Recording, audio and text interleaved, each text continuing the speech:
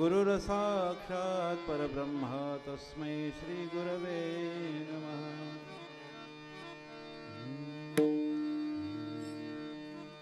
हरि जय जय राम राम कृष्ण हरि हरि जय जय राम राम कृष्ण हरि हरि जय जय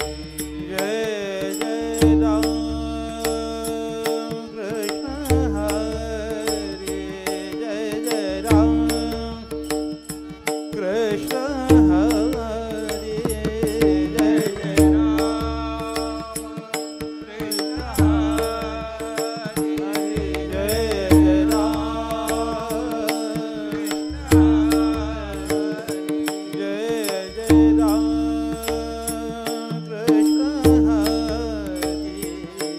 जय राम कृष्ण हरि जय जय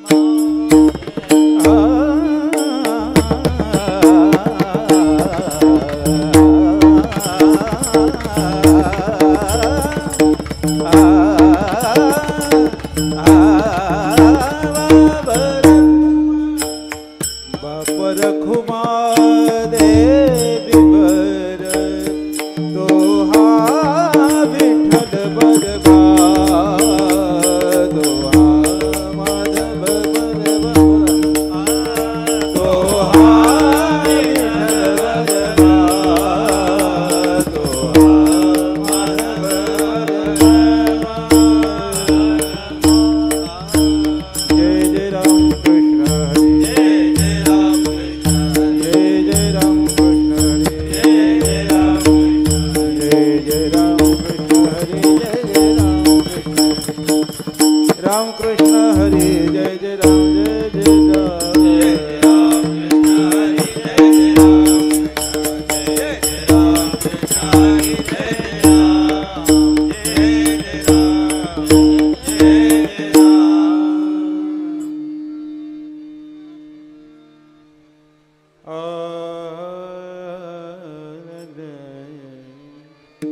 समयासी सादर भावे समयासी सादर भावे समयासी सादर भावे समयासी सादर भावे देव ठेविला तैसे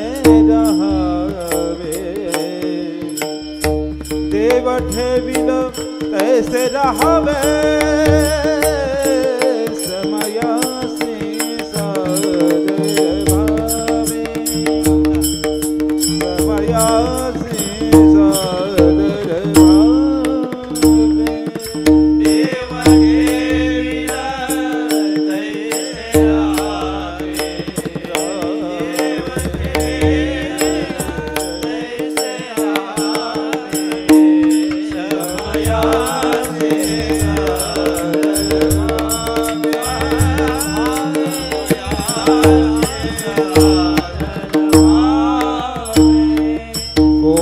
दिवसी बैसोनी हक्ति बजा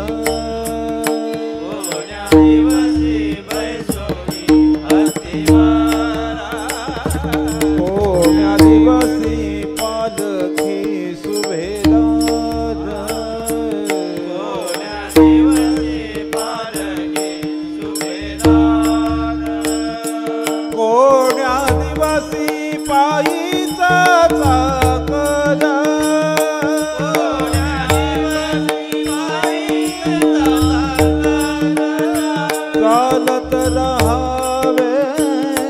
चालत रहावे समयासी सादर भावे समयासी कोण्या दिवसी बैसोनी याची मन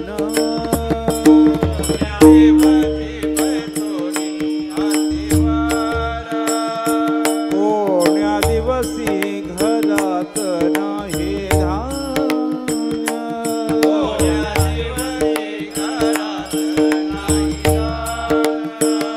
कोण्या दिवसी द्रव्याची साठवण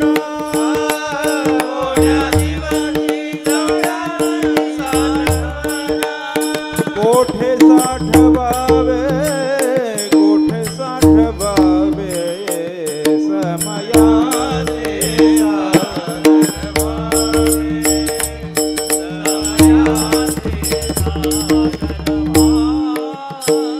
कोण्या दिवसी यमा येतील चालून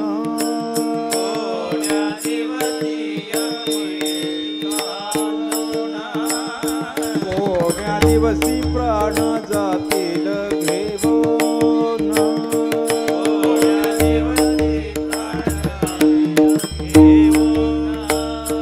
कोण्या दिवसी स्मशानी जाऊन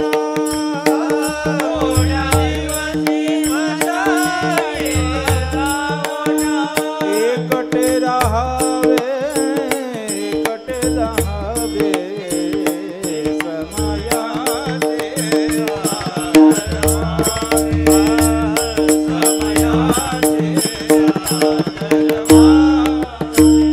कोण्या दिवसी होईल सद्गुरूंची कृपा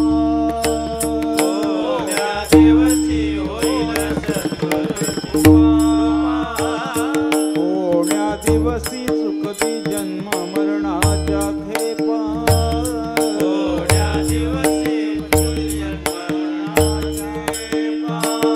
कोण्या दिवसी सावत्याच्या बाबा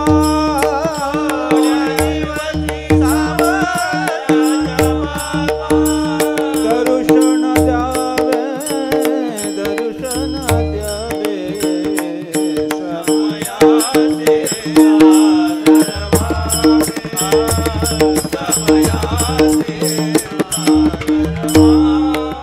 देव ठेविल तैसे रहावे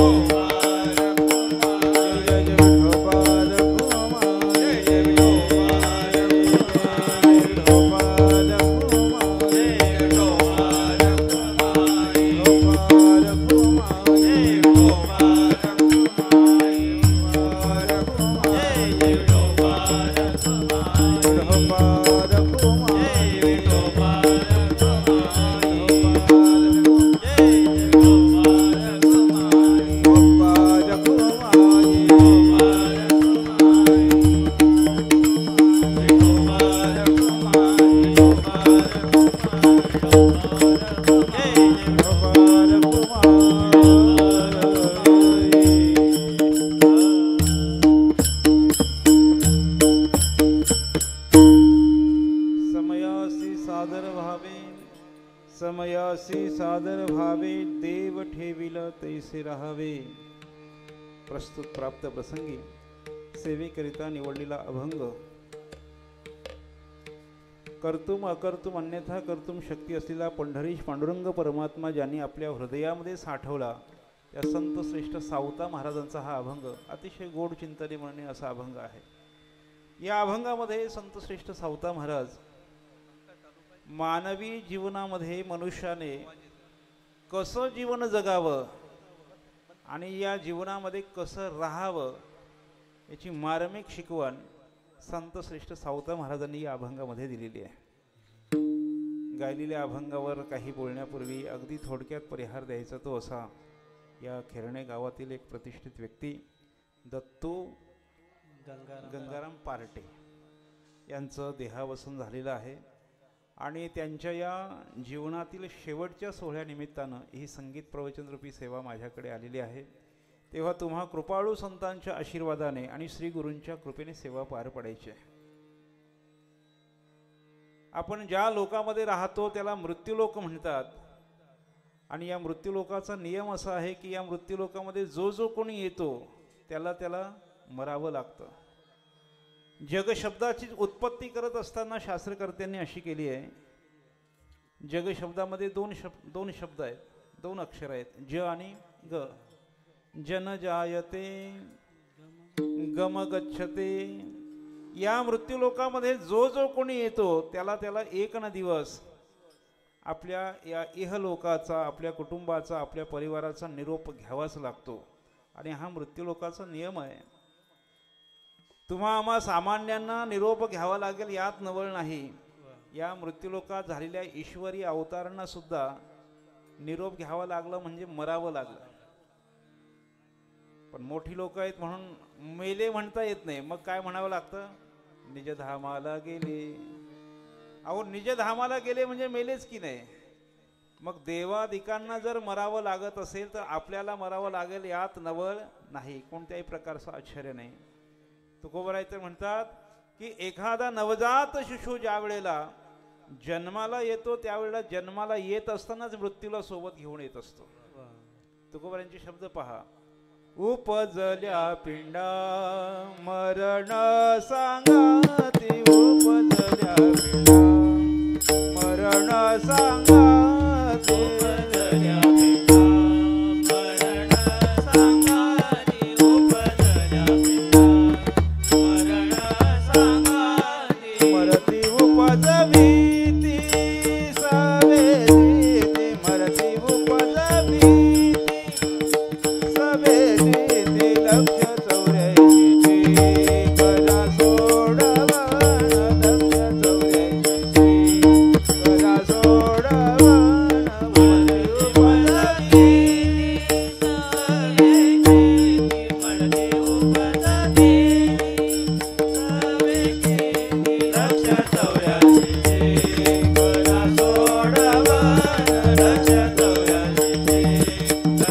सोडवण.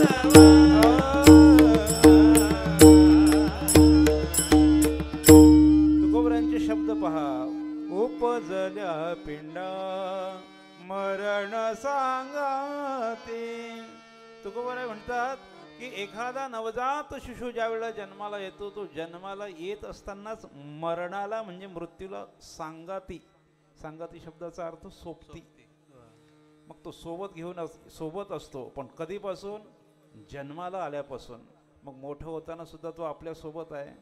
मग तुम्ही कल्याणला जा नाही तर पनवेलला जा, बाजाराला कुठेही जरी गेलात तरी तो तुमच्या सोबत आहे. आता तुम्ही म्हणाल इथे आज प्रवचनाला बसलोय, मग प्रवचनाला बसला तरी तुमच्या बाजूला तो बसलेला आहे.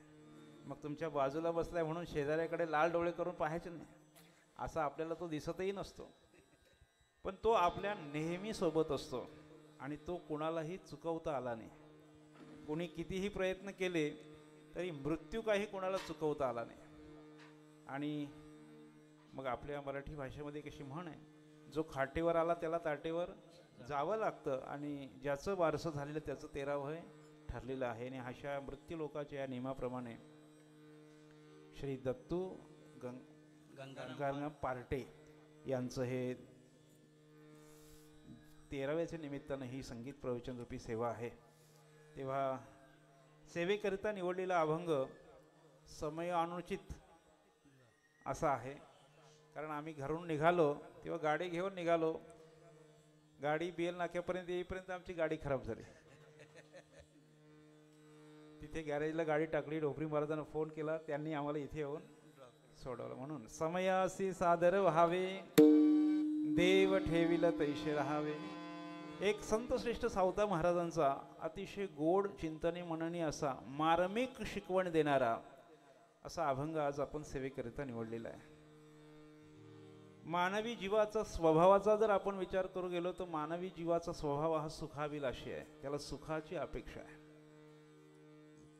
कोणीही जरी असला तरी त्याला सुख पाहिजे, दुःख पाहिजे म्हणणारा मनुष्य अजून जन्माला यायचा आहे. असं कोणी मनुष्यच तुम्हाला भेटणार नाही तो म्हणेल की मला दुःख पाहिजे. काही अपवादाने आहेत अशा, काही कुंती माता आहे जिने देवाकडे दुःख मागून घेतलं. पण सामान्य जीवाचा, सामान्य मनुष्याचा जर आपण विचार करू गेलो तर प्रत्येकाला सुख पाहिजे, दुःख कोणालाच नको आहे. परमपूज्य बाबा नेहमी गमतीने म्हणायचे की एखादा मनुष्य असा म्हणणारच नाही की जो असं म्हणेल की आत्तापर्यंत माझं जीवन अत्यंत सुखात समाधानात गेलं, या पुढील जीवनामध्ये मला असा एखादा टप्पोरा रोग व्हावा, मला दुःख व्हावं, याकरता सत्यनारायणाची पूजा करणारा मनुष्य तुम्हाला शोधून सापडणार नाही. प्रत्येकाला वाटतं आपण सुखी असावं आणि स्वतंत्र असावं. पण जीवाचा जर विचार करू गेलो तर जीव हा परतंत्र आहे. आणि परतंत्र जीवन असल्यामुळे प्रत्येकाला जरी वाटत असलं की आपण सुखी असावं तरी त्याला सुखी राहता येत नाही. नाथ भागवतामध्ये नाथरायांनी फार गोड चिंतन केलेलं आहे. नाथ महाराज म्हणतात की हा जर जीव स्वतंत्र असता तर तो सदा सुखीच असता, त्या दुःख त्याने मागूनच घेतलं नसतं.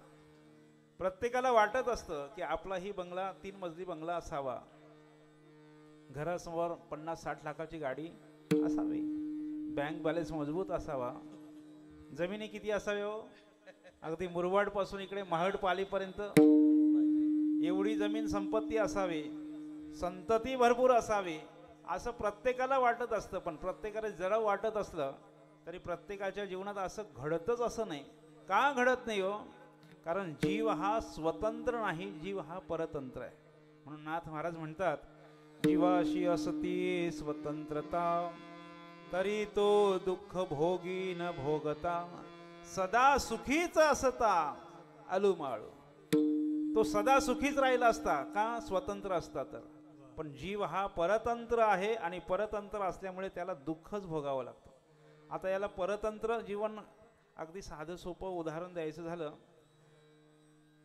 तर उत्तर भारतातली काही लोक आपल्याकडे येऊन राहतात. त्यांचं जीवन कसं असतं? परतंत्र. कोणी काहीही बोललं तरी ऐकून घ्यावं लागतं, कोणी काहीही केलं तरी सहन करावं लागतं.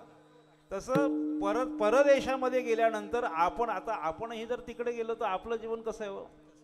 आपलं सुद्धा जीवन त्यांच्यासारखं आहे. म्हणजे परदेशामध्ये आज जर एखादा मनुष्य गेला तर परदेशामध्ये गेलेला मनुष्य हा स्वतंत्र नसतो, परतंत्र असतो.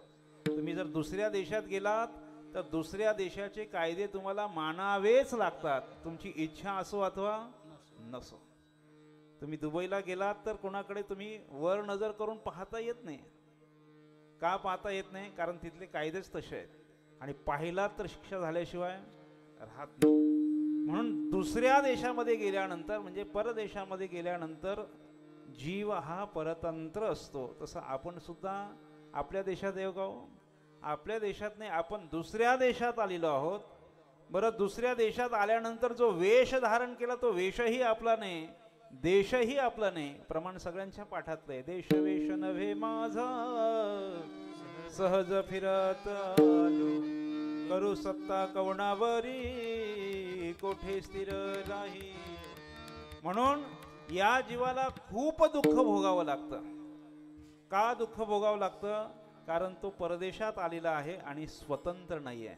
स्वतंत्र असता तर सदा सुखीच असता. मग त्याला दुःख भोगावे लागतात. किती दुःख भोगावे लागतात? तो दुःखाचे 2 प्रकार आहेत. एक कार्य दुःख आहे आणि एक कारण दुःख आहे. आता हे सगळ्यांचा विस्तार करू गेलो तर अभंग माझा तसाच राहील. कार्य दुःख म्हणजे आध्यात्मिक दुःख आहे. आधी भौतिक दुःख आहे आणि आधी दैविक दुःख आहे. फक्त व्याख्या सांगतो आणि पुढे चालतो. आध्यात्मिक दुःख कशाला म्हणतात? तर स्वसंघातापासून जे दुःख होतं त्याला आध्यात्मिक दुःख म्हणा. स्व म्हणजे आपण, स्वसंघात म्हणजे ज्या संघातामध्ये आपण राहतो त्या संघातापासून जे दुःख होतं त्याला आध्यात्मिक दुःख म्हणा. आता म्हणजे शरीरापासून जे दुःख होतं, दाढदुखी आहे, पोटदुखी आहे, यापासून जे दुःख होतं त्याला आध्यात्मिक दुःख म्हणा. स्वसंघाताहून भिन्न आणि इंद्रियांना गोचर अशा घटकापासून जे दुःख होतं त्याला अधिभौतिक दुःख म्हणा.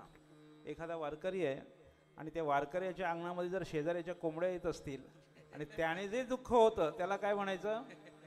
स्वतःपासून नाही पण दुसऱ्यापासून झालेलं जे दुःख आहे, दुसरा वाईट बोलला, टोचून बोलला, तर हे जे दुःख होतं त्याला अधिभौतिक दुःख म्हणा. आणि तिसरं दुःख आहे आदिदैविक, स्वसंघाताहून भिन्न आणि इंद्रियांना अगोचर अशा घटकापासून, इंद्रियांना त्याची जाणीव होत नाही. अगदी सोपं उदाहरण द्यायचं झालं तर आताच होऊन गेलेला कोरोना स्वसंघाताहून भिन्न आहे आणि आपल्या इंद्रियांना तो गोचर झाला नाही. कसा होता कोणाला कळाला का? नाही, पण कार्य दिसलं, परिणाम दिसला. म्हणजे हे जे दुःख होतं, दुष्काळापासून होणारं दुःख, अतिवृष्टीपासून होणारं दुःख, भूकंप, हे जे दुःख आहेत हे आधी दैविक दुःख आहेत. पण याही दुःखाला कारण असलेलं दुसरं दुःख आहे त्याला कारण दुःख म्हणतात, ते म्हणजे जन्म आणि मरणाचं दुःख. आता या सगळ्या दुःखाला सुरुवात कुठून होत असेल तर जीव अवच्छेदकाने विचार करू गेलो तर या दुःखाची सुरुवात अनादी काळापासून आहे. आणि मनुष्य या अवच्छेदकाने जर आपण चिंतन करू गेलो तर या दुःखाची सुरुवात जन्माने होते आणि शेवट मृत्यूने होत असतो. जन्म आणि मृत्यू यांचा मधला जो कालावधी आहे त्याला आयुष्य म्हणा. आणि त्या आयुष्यामध्ये या जीवाला हे दुःख भोगावंच लागतं. का भोगावं लागतं असा जर कोणी प्रतिप्रश्न केला, अहो भोगण्याकरिताच आलो म्हणून भोगावं लागतो. हे शरीर आपल्याला प्राप्त झालं कशा करता? भोगण्याकरताच की नाही. ज्ञानोबरांच्या शब्दात बोलायचं झालं, अग कर्मी जय उरावे तैतिही सुख दुःखे फळावे आणि तया ते भोगावया यावे देहाये का. आपण काही कर्म केलेले असतात आणि त्या कर्माची फळं भोगण्याकरता म्हणून हे शरीर आपल्याला प्राप्त झालेलं असतं. मग शरीर प्राप्त झालं याचाच अर्थ आपल्याला सुख अथवा दुःखाची फळं भोगावीच लागणार आहेत.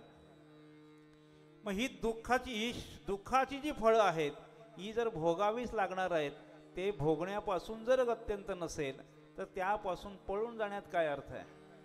मग त्या दुःखाला तुम्ही सामोरं गेलं पाहिजे, सादर झालं पाहिजे. किती दुःख भोगावे लागतात याचं चिंतन जर आपण करू गेलो तर तुकोबाराय म्हणतात की या दुःखाचं वर्णन जर एखाद्या पाषाणासमोर केलं तर त्या पाषाणाला सुद्धा पाझर फुटावा इतकं दुःख. आता पहिलं दुःख जर आपण विचार करू गेलो तर गर्भवासाचं दुःख आहे.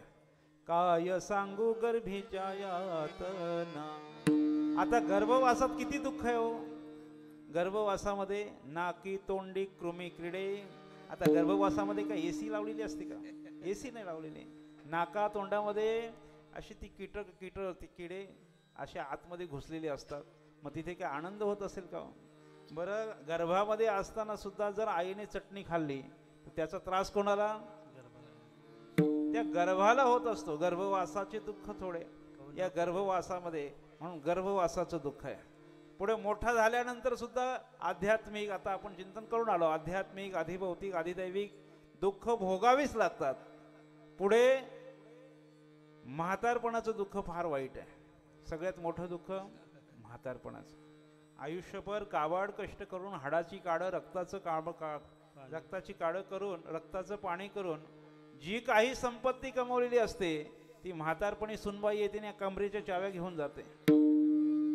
म्हातारपणाचं दुःख फार, परतंत्र जीवन जगावं लागतं. म्हणून हे सगळं दुःख या जीवाला भोगावंच लागतं आणि त्याशिवाय गत्यंतर नाही. हे भोगावंच लागतं.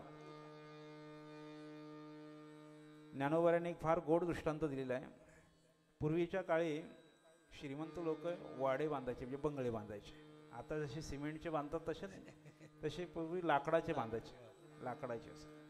आता एक पडका वाडा आहे, त्या वाड्यामध्ये कोणी राहत नाही. आता निगा न राखल्यामुळे त्याची दुर्दशा झाली होती. आणि त्याच्या ज्या पहिल्या माळ्यावरच्या फळ्या होत्या त्या कुजल्या होत्या आणि अशा त्या कुजलेल्या फळ्यावरून एक मनुष्य धावत चालला होता. आता धावता धावता त्या मनुष्याचा पाय त्या कुचक्या फळीवर पडला, ती फळी मोडली आणि फळी मोडल्यामुळे तो काय झाला, पहिल्या माळ्यावरून खाली येऊ लागला. आता खाली येऊ लागला, त्याला जाणीव झाली की मी आता पहिल्या माळ्यावरून खाली पडतोय, पण उपाय काय करणार. त्याने कितीही प्रयत्न केले तरी त्याचं निश्चित स्थान कुठे, खाली पहिल्या माळ्यावर जमिनीवर येऊन पडल्याशिवाय त्याला काही गत्यंतर नाही. तसं ज्ञानोबराय म्हणतात की या जीवनामध्ये दुःख भोगल्याशिवाय गत्यंतरच नाही, दुःख हे भोगावंच लागतं आणि भोगूनच त्याला संपवावं लागतं. जे जे आपण कर्म करतो त्या कर्माची फळं ही भोगावीच लागतात आणि ती भोगूनच संपवावी लागतात. रामायणामध्ये असा प्रसंग आहे, ज्या वेळेला या लंकाधीश रावणाने सीता आईसाहेबांचं हरण केलं आणि हरण केल्यानंतर आईसाहेबांचा शोध घेण्याकरता प्रभू रामचंद्र आणि लक्ष्मण दादा निघाले. शोध घेता घेता शरभंग ऋषींच्या आश्रमामध्ये आले आणि शरभंग ऋषींच्या आश्रमामध्ये आल्यानंतर ज्यावेळेला शरभंग ऋषींना कळालं की जगाचा चालक मालक प्रभू रामचंद्र आपल्या आश्रमात येतोय, तर मोठ्या माणसांची घरामध्ये वाट पाहावी नाही, घरामध्ये बसून वाट पाहू नये, ते मोठ्या माणसांना सामोरं जायचं असतं. पूर्वीचा काळ मला लहानपणी आठवतं, ज्यावेळेस सद्गुरू श्री सावळाराम बाबा महाराज गावात यायचे, आमच्या गावातली मला आठवण सांगतो की त्यांना टाळ दिंडीच्या गजरामध्ये गावात घेऊन यायचे. म्हणजे मोठ्या माणसांना सामोरं जायचं असतं, घरात बसून त्यांची वाट पाहू नये. आता शरभंग ऋषींनी विचार केला, जगाचा चालक मालक प्रभू रामचंद्र आपल्या आश्रमात येतोय, तर आपण सामोरं गेलं पाहिजे. पण सामोरं जात असताना त्याने आपल्या शरीराकडे पाहिलं तर शरीरावर असंख्य अशा जखमा होत्या आणि त्या जखमातून दुर्गंध येत होता, त्या कुजल्या होत्या आणि त्या दुर्गंध येत होता. त्यांनी विचार केला, अशा नासक्या कुसक्या शरीराने कसं काय सामोरं जायचं. मग त्यांच्याकडे सामर्थ्य होतं, त्यांनी काय केलं, ते नासकं कुसकं शरीर बाजूला काढलं, त्याला घोंगडीखाली झाकून ठेवलं आणि दिव्य शरीर धारण करून प्रभू रामचंद्रांना सामोरं गेले. आता आतमध्ये आश्रमात आणल्यानंतर, घरी आल्यानंतर पाहुण्याला काहीतरी आदरातिथ्य करावं लागतं.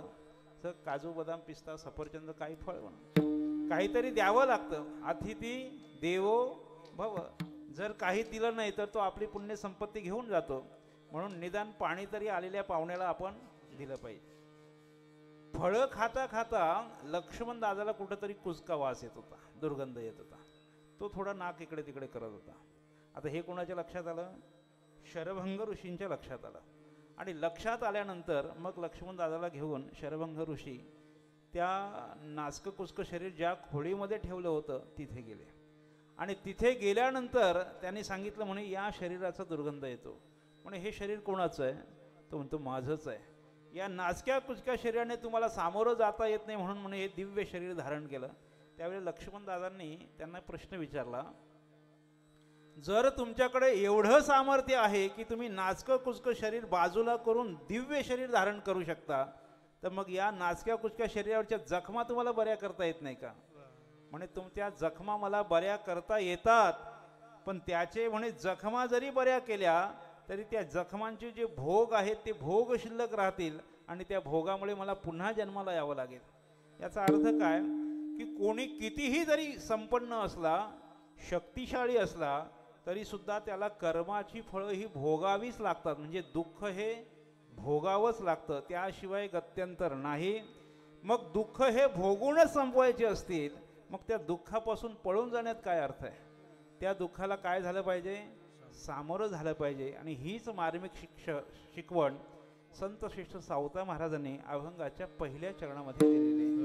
समयासी सादर व्हावे, समयासी सादर व्हावे, समयासी सादर व्हावे, समयासी सादर व्हावे. देव देविन तैसे राहा, देव देविन तैसे राहावे, समयासी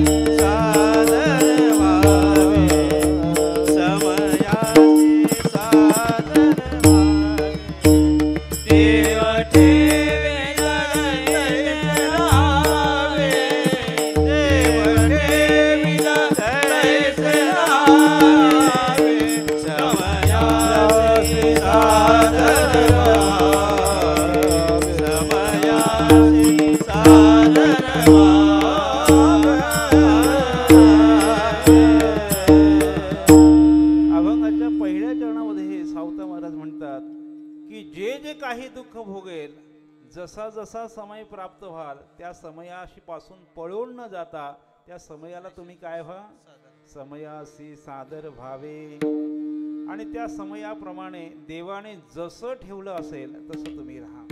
म्हणून या दुःखी जीवनामध्ये सुखी राहण्याकरचा हा मूळ मंत्र सावता महाराजांनी सांगितलेला आहे. समयाशी सादर व्हावे, देव ठेविल तैसे राहावे.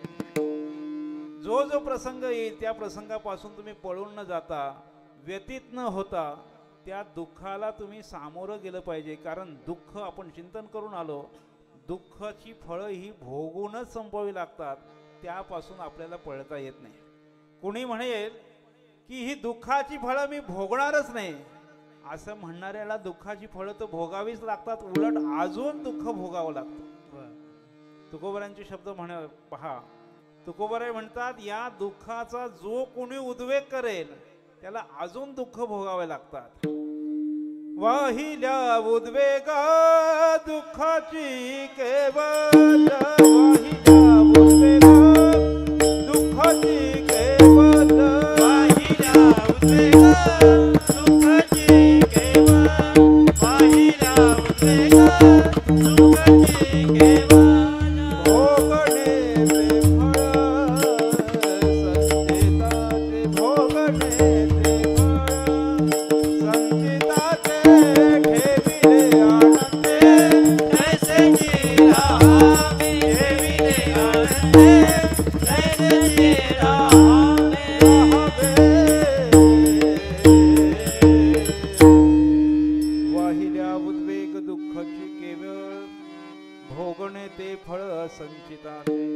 म्हणून जो दुःखाचा प्रसंग येईल अथवा सुखाचा प्रसंग येईल त्यापासून पळून जाऊ नये. त्या समयाला, त्या घटनेला, त्या दुःखाला तुम्ही सामोरं जा. समयासी सादर व्हावे. कुणी जर उद्वेग केला, त्या दुःखापासून पळण्याचा प्रयत्न केला तर त्याला अजून दुःख भोगावं लागतं. परमपूज्य बाबा नेहमी गोड विनोदाचा दृष्टांत सांगायचे. शेतकऱ्याकडे बैल असतात आणि त्या बैलांना पावसाळ्यामध्ये एक रोग होतो. तुम्ही दृष्टांत ऐकलेला आहे, पण सिद्धांत पडण्याकरता पुन्हा ऐका. त्या बैलाला एक रोग होतो पावसाळ्यामध्ये. कोणता रोग होतो? खुता, पायाला रोग होतो त्याच्या. मग रोग्याला कुठे घेऊन जातो रोग बरा करण्याकरता? डॉक्टरकडे. आता आमच्याकडे पहिले ब्राह्मण करवायला तो बैलांचा डॉक्टर होता, दवाखानाच आहे प्राण्यांचा, अजूनही आहे तो. आता जसं माणसाला जर दवाखान्यात नेलं तर माणसाला चेक करण्याकरता त्याला मग झोपवलं जातं, तसं बैलाची सुद्धा व्यवस्था आहे. बैलाला काय केलं जातं, असा सी आकाराचा एक लोखंडी सापळा असतो. त्या सी आकाराच्या लोखंडी सापळ्यामध्ये त्या बैलाला उभं करतात आणि मागून पुन्हा लोखंडी पाईप टाकून त्याला पूर्ण बंद करतात, म्हणजे त्याला कोणत्याही प्रकारची हालचाल करता येत नाही. आणि मग त्या बैलाला त्या सी आकाराच्या लोखंडी सापळ्यामध्ये उभं केल्यानंतर मग बैलांचा डॉक्टर येतो. मग त्याला तपासतो आणि तपासल्यानंतर मग काय करतो, असं भलं मोठं इंजेक्शन घेऊन येतो. आता माणसाचे इंजेक्शन तरी बरे असतात, हां, त्या म्हैशीच्या सुया बघा तुम्ही किती मोठे मोठे असतात, म्हैशीच्या आपण पाहिलेले आहेत. आता त्या बैलाला भलं मोठं इंजेक्शन घेऊन येतो आणि हे कोण पाहतो, तो बैल पाहतो. कुठून तो डॉक्टर मोठं इंजेक्शन घेऊन येतो. आता त्याला वाटतं की हे आपल्याला टोचणार आणि आपल्याला काय होणार, दुःख होणार. मग त्या दुःखापासून पळण्याचा तो प्रयत्न करतो. कोण? पण त्याला हालचाल करता येते का? कारण त्याला बंद केलेलं असतं त्या सापळ्यामध्ये. मग बैलाला मारण्याकरता दोन अस्त्र आहेत, एक तर तो शिंगाने मारतो, नाहीतर लाथ मारतो. आता तो डॉक्टर लांब असल्यामुळे शिंगाने काही मारता येईना. मग तो काय करतो, डॉक्टर ज्या दिशेने येत असतो त्याला तो लाथ मारण्याचा प्रयत्न करतो. आता रोग कुठे झालाय? पायाला. आता त्या डॉक्टरला लाथ लागते का? ती लाथ कुठे लागते? त्या लोखंडी पाईपावर लागते. आणि पायाला रोग झालेला आहे आणि त्याच पायाने लोखंडी पाईपावर तो लाथ मारतो. आता किती लाथा मारल्या म्हणजे त्या डॉक्टरला लागतील? जेवढ्या लाथा तो मारेल तेवढा त्रास कोणाला होणार आहे? त्या बैलालाच होणार आहे. आणि रोग कुठे झालाय? त्या पायाला झालेला आहे. म्हणजे जेवढा त्रागा तुम्ही कराल ना तेवढा त्रास कोणाला होणार आहे? त्या बैलालाच होणार आहे. आता हे बैलासाठी मी सांगितलं नाही, कोणासाठी सांगितलं? आपल्यासाठी सांगितलं. दुःखापासून जेवढं पळण्याचा तुम्ही प्रयत्न कराल तेवढं दुःख तुम्हाला अजून जास्त त्रास देईल. वाहिल्या उद्वेग दुःखाची दुःखाची केवळ. मग काय उपाय हवा याच्यावर? सावता महाराजांनी उपाय सांगितलेला आहे. त्या दुःखापासून तुम्ही पळून जाऊ नका. जसा जसा प्रसंग असेल त्या प्रसंगाला तुम्ही काय करा, समयासी सादर भावे, समयासी सादर भावे, समयासी सादर भावे, समयासी सादर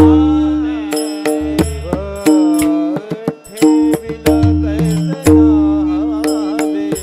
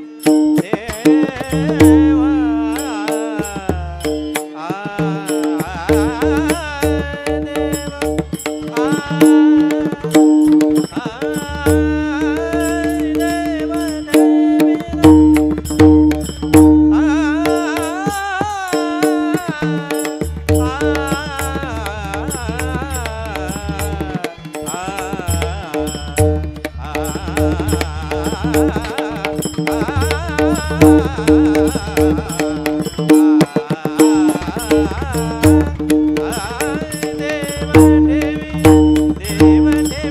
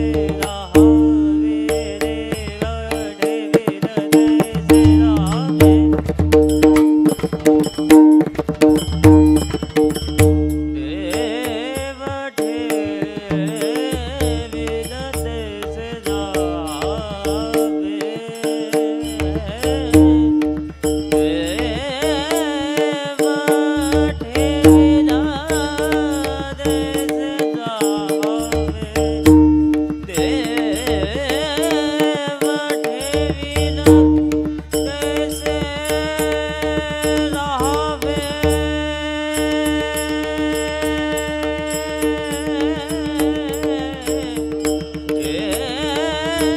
देव ठेविल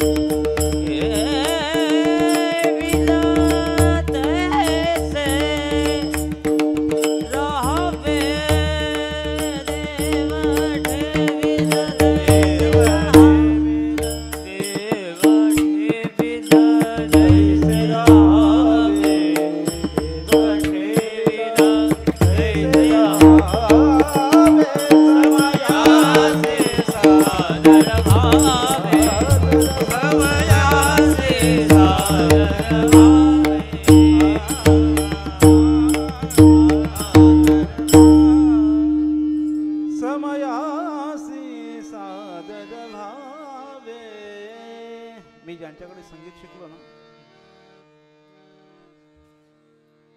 श्री अनंतभाऊ भोईर यांनी गायलेला हा अभंग आहे. ही चाल त्यांची आहे. समयासी सादर भावे, देव ठेविल तैसे दाहावे.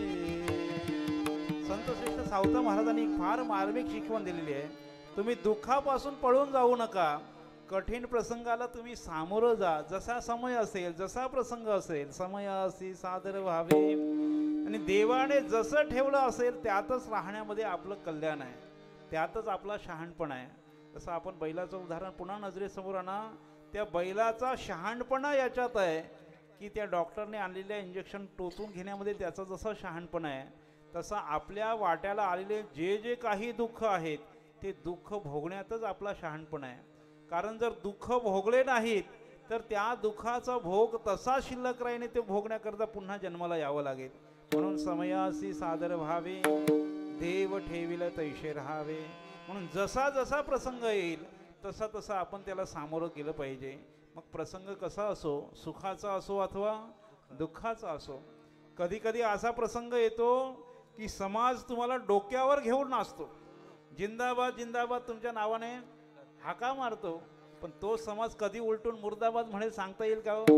पण दोन्ही प्रसंगामध्ये सुद्धा आपण कसं राहिलं पाहिजे, आपली वृत्ती तशीच राहिली पाहिजे. हाच एक दृष्टांताने सावता महाराजांनी दुसऱ्या चरणात सांगितलेलं आहे. कोण्या दिवशी बैसोनी हत्तीवर, कोण्या दिवशी पालखी सुभेदार, कोण्या दिवशी पायीचा चाकर चालत राहावे. दोन्हीही प्रसंगामध्ये आपली वृत्ती तीच असली पाहिजे. एक वाक्य असं मराठीमध्ये सांगितलं जातं, श्रीमंती आली तर माजू नये आणि गरिबी आली तर लाजू नये. दोन्ही वेळेला आपली वृत्ती तशीच राहिली पाहिजे.